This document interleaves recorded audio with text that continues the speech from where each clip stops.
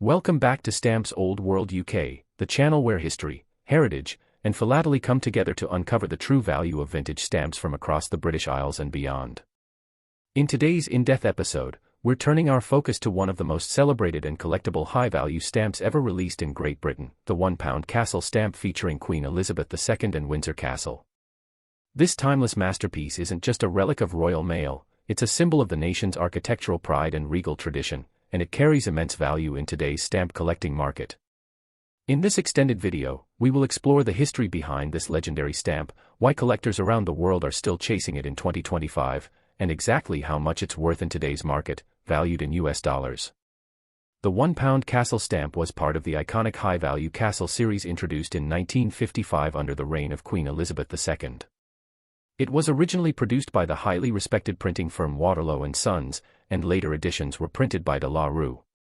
The design was a collaboration of artistic excellence. The central image is the majestic Windsor Castle, a royal residence with over 900 years of history, perfectly captured with intricate engraving. To the right, the stamp features a regal portrait of a young Queen Elizabeth II based on the famous photograph by Dorothy Wilding. The combination of heritage, architecture, royalty, and elegant design made this stamp a jewel among British philatelic issues. Unlike ordinary stamps, this was not a commemorative stamp, it was a definitive, meant for everyday use, but its high denomination of £1 meant it was mainly used for parcels, international mail, and heavier correspondence, making it less common than lower denominations and highly prized today. Now let's talk value. In 2025, stamp collectors and dealers across the globe are placing increasing importance on condition, authenticity, and printing variations. A mint, unhinged £1 Castle Stamp in flawless condition can fetch anywhere from $50 to $100. If it comes from the Waterloo printing with original gum, sharp perforations, and vivid ink tones, the price can rise even higher, often reaching $150 to $200 or more at auction. If you happen to own a corner block of 4, or a full sheet, the value multiplies significantly. Used versions of the stamp, especially those with clean postmarks and no damage, are also valuable, often selling between $15 and $50 depending on their visual appeal and rarity. Stamps with interesting cancellations, such as those from overseas military bases or historic offices, are also in demand. But the story doesn't end there. Some varieties of the £1 Castle have fetched incredibly high prices due to unique features. These include color shifts, plate errors, re-entries, and watermark differences. The Waterloo printings are especially prized because they were produced in smaller quantities and show exceptional engraving quality. Collectors with a keen eye for detail often examine the tiny differences in the shading of the Queen's portrait or the texture of the castle stonework to identify rare plate flaws. These small features can make a massive difference in value. In some cases, certified rare examples with printing errors have sold for over $300, especially when presented with expert certificates from philatelic authorities like the British Philatelic Association or the Royal Philatelic Society London. As we move deeper into 2025, the global stamp market is showing strong trends of appreciation in value, particularly for mid-20th century British stamps. Many collectors are moving away from mass-produced modern issues and turning their attention toward the golden age of British philately, the era from the 1930s to the 1970s. The Castle series fits perfectly into this trend. Their engraved designs, royal themes, and historical connections make them more than just postage, they are collectible assets. Online marketplaces such as eBay, HipStamp, and Delcamp show increasing competition for well-preserved £1 Castle stamps. Bidding wars are not uncommon, and demand from buyers in the United States, Canada, Germany, Australia, and Asia is stronger than ever. Auction houses are reporting more private collectors entering the market with serious intent to invest in British classics. It's also important to understand that stamp collecting has evolved. Today's serious collectors often look for provenance, a stamp's documented history of ownership, and many prefer stamps that have been graded or authenticated. This is especially true for higher-value stamps like the £1 Castle. Whether you're selling or buying, it is essential to handle stamps carefully using stamp tongs, store them in archival quality stockbooks or albums, and avoid exposure to heat, light, or moisture. Stamps in top condition with certificates of authenticity always command premium prices. And remember, philately isn't just about buying and selling, it's about storytelling. Each stamp carries with it a piece of history, and the £1 Castle tells the story of Britain's royal heritage, architectural splendor, and imperial communication system. Now, let's imagine you come across a full set of castle stamps, 2 shillings and 6 pence, 5 shillings, 10 shillings, and the crown jewel, the £1 Windsor Castle Stamp. A complete mint set of these in fine condition can easily be worth over $300 to $400 depending on printing and presentation. Add to that a first-day cover, or a postal history item bearing a castle stamp that traveled across the British Empire, and you've got a collector's dream. The market for such items is growing steadily as more collectors recognize their historical and aesthetic value. So what does this all mean for you, the viewer?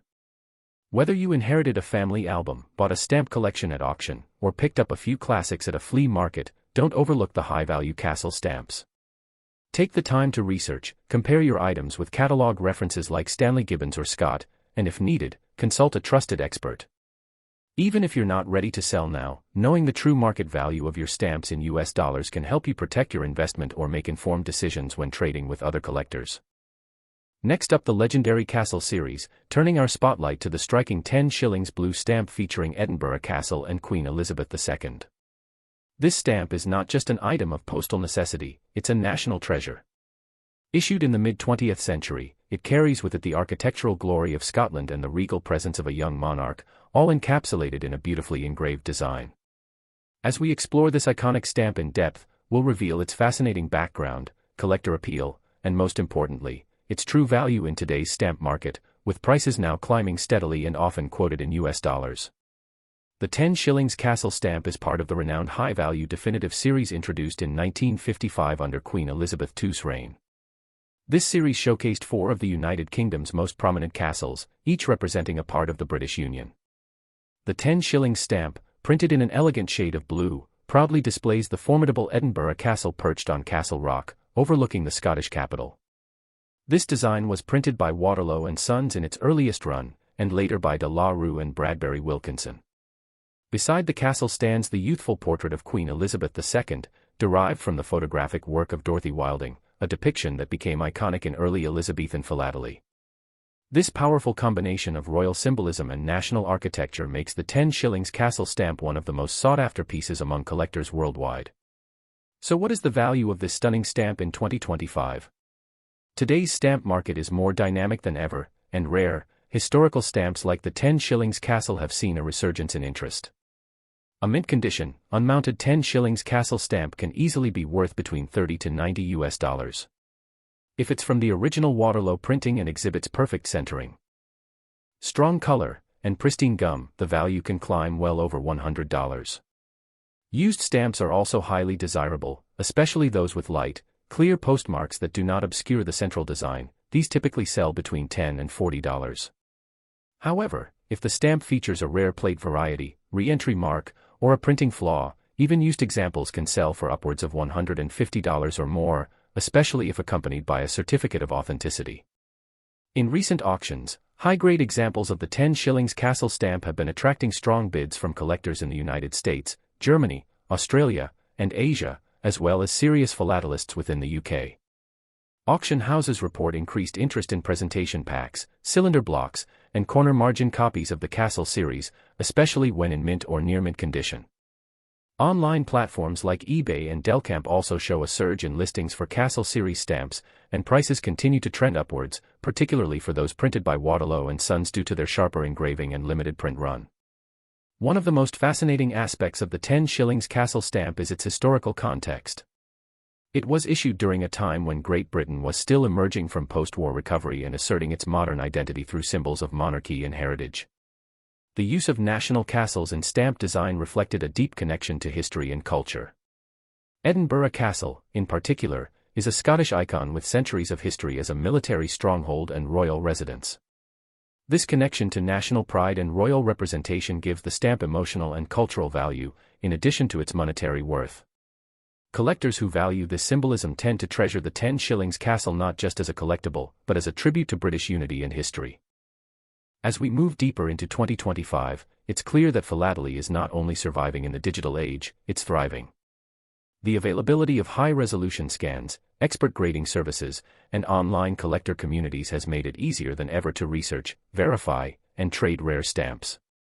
Stamps like the 10 shillings Castle, which combine beauty, history, and relative scarcity, are perfectly positioned to benefit from this renewed attention. More collectors are looking to build specialized collections focused on high-value definitives, and the Castle series, with its bold design and royal themes, is at the center of that focus. If you are fortunate enough to own a 10 shillings Castle stamp, it's important to protect and preserve it properly. Always handle stamps using soft-tipped tweezers, store them in archival quality albums, and avoid exposing them to direct sunlight or humidity. If your stamp shows signs of aging, such as gum toning or surface damage, its value may decrease, but it can still hold significant historical and collector interest. For maximum value, consider getting your stamp evaluated and certified by a reputable philatelic society or appraiser. In conclusion, the 10 shillings Castle stamp is more than a postal relic, it's a visual chronicle of the United Kingdom's royal heritage, Scottish pride, and mid-century design excellence. In today's collector market, its value continues to grow as more people recognize the importance of preserving these masterpieces.